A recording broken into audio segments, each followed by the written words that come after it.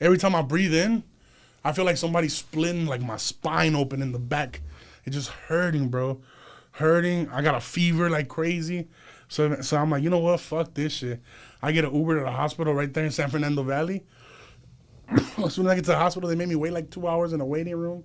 So I'm already feeling horrible, but whatever, I'm there. So I feel a little bit better. I was like, if I pass out, at least I'll be here. Yeah. Finally, they call me. When they call me, they check my pressure. You know, it's not as dramatic as the first time when I was in New York, but they kind of, as soon as they check my pressure, they're like, all right, you need to come to the back. So they take me to the back. They sit me down. The doctor comes in, and I tell him everything. I'm real honest with him. You know, I'm like, yeah, man, I was in Chicago. You know, I was in New York. Didn't take my meds. Left early. Went to Chicago, partied it up. Went to Miami, partied it up. He's like, have you drink or done cocaine since you've gotten to LA this week? That's when I started lying. I was like, nah. He's like, no. He's like, well, I just got your blood work back and you still have cocaine in your system. In my head, I'm just like, nigga, I just hit a bump back home. And he's looking at me. I was like, nah, I didn't do no coke. And he looks at me and he literally looks at me and points at my nose. He's like, I can see the rocks in your nose still. Like, I see the cocaine in your nose. Like, why are you lying to me? So then he gets upset. And he's like, look, man, you're 27 years old. That's how I'm 27 years old. He's like, you're 27 years old. Your body is fucked up right now, like fucked up. He's like, but you can fix it. You're young, you can fix it. He's like, but I got patients that are 80, over 80, and your heart's performing at a fraction of what their heart is performing at 27, fraction of their age. So he's like, we're going to fix you today. We're going to fix you, you know, these next few days here. But whether you want to live or not is up to you. You know what I'm saying? So I was able, once I left there, I got my medicine. I slowed down on the partying. I was living good, you know. It took me a little while to get to this point right now where I'm at.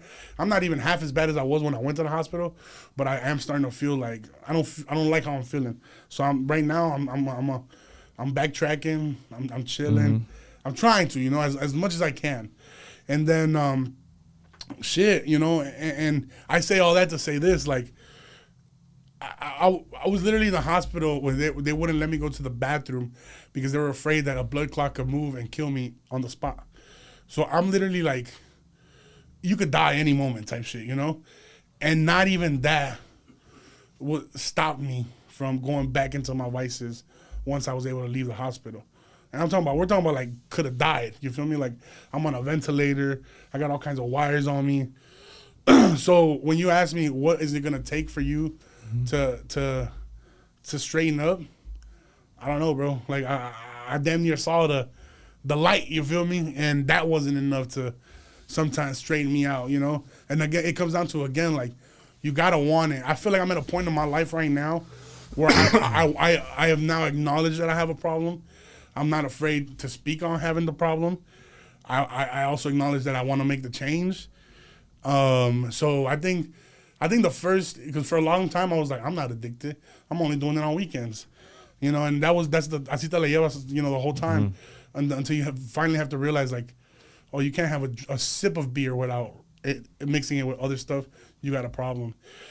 And right now I can admit that I have a problem. And yeah, like I want to chill out, right? So right now where I'm at with everything in my life, I started dating this girl from Texas, Austin. And she came into my life and kind of just I'm gonna say she strained me out, but you know, now I do spots in Hollywood. Like if I'm working material out, you know, most people go to the Improv, the Laugh Factory, the Comedy Store, do their 15-minute spot. I used to go do those spots, and then if I had a good set, I'll be like, oh, I got a peda, you know, I gotta get fucked up. I just killed it. I killed it, and Tony Rock saw me, or Bobby Lee saw me kill it. They said good job, like. I'm amongst the greats, so I got to get fucked up, you know? And I'm watching them, and they're drinking hot tea at the club, at the comedy club. And I'm like, that's lame as fuck. But then you realize, like, oh, they want this for a long time, longevity. They have to drink tea to take care of their voice. If they partied every night since they were my age until now, they wouldn't be here. Because there was people that do that, and they're not here. Chris Farley, you know, Ralphie May. Yeah. The big motherfuckers, you know? This is Patrice O'Neal. So now what makes me happy is that I don't crave the need to go out and get fucked up anymore. Now I go home to her. She moved in with me. And I feel like that it might be, I'm such a people pleaser that I want to please her. So I don't want her to get mad because I go get a drink or I go to the bar instead of coming home to her. So I think that's steering me in the direction that it'll save my life eventually. I hope that it comes sooner than later, but I think I'm heading to the right direction. You know, I'm not there yet. I'm not saying that the changes have already been made, but there's little shit that's happening already, and I can see it that'll help me. And another thing is like, just having somebody to cook a homemade meal. I haven't had a homemade meal like in 4 years, bro. I moved out of my parents' house like 4 years ago, and I got an apartment back home in Aurora. I mean, all I knew was fucking Burger King and McDonald's. I move out here, all I know is Uber Eats, knock Uber Eats, whatever I want, because I got a little bit more money, so I'm getting 2 different restaurants or whatever, you know? So now with her, we just went grocery shopping for the first time together, so we got, you know, she's making tortillas and, you know, all the bomb shit. Yeah, all the bomb shit, you know. So I feel like another thing with the drugs and the alcohol too is, I'm out here by myself. You feel me? Like I left my family, my friends, I left everything behind to chase this silly dream of mine. And now that it's starting to work out, it's like fuck. Now I gotta take care of myself because I don't want to be the motherfucker that almost did it. So yeah, that's man. a bar. I just think that things move so fast for you, and I know that you had all these previous issues, but when things move so fast and now money's coming, fame is coming, all this, you know, it's coming at such a fast pace that sometimes it makes you feel like, oh shit, and then you start wanting to reward yourself for like, man, I made it, I did this, I did that, so that makes sense. But I think you have so much talent, bro. You are a very talented individual. Thank you, brother. So, you know, there has to be something. You're open about it. You ain't bullshitting. You ain't saying not fucking one lie here. You're being honest. Yeah. So I think being surrounded by certain type of individuals, it's gonna influence you, I think. And I know that it's just being surrounded by those individuals is going to influence you to not do that type of shit anymore. And I think you need to identify like, damn, like there has to be something, some type of help that could allow you to be like, man, fuck this. I don't want to do this shit no more. Yeah. Yeah, I mean, definitely for sure. I feel like I'm at that point now, you know. I just got to make the change. You know, I just gotta commit, you know what I'm saying? I have a big issue with committing.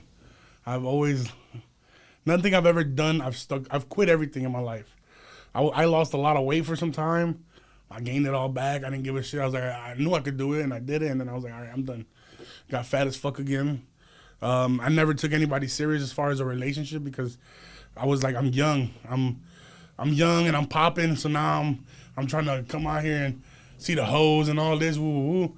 But little by little, you just start getting lonelier and the road gets real lonely, bro. Like, you could do a sold-out show, 350 people, 400 people, and be back in your hotel room, whether you're drunk or not, by yourself, and you're just like, what the fuck does this shit matter for, you feel me? So now with somebody there, you know, me allowing myself to be a little bit more vulnerable, and allowing this person to come in my life, and I mean, it's not easy. I know I'm not an easy person to put up with. She gets frustrated with me. I get frustrated with myself. You know, sometimes I'm just doing basic shit in my house, and I'm out of breath, or I'm fucking, shit, even fucking, to be honest, having sex. You feel me? Like, fucking, you just, I can't say I got the same stamina as you or as a regular sized person, you feel me? Or a person who doesn't have health issues because of alcohol and drugs, you know? So yeah, I it sucks, you feel me? I get frustrated with not nobody else but myself. Mm-hmm. So but I also don't want to beat myself up over that shit, you know?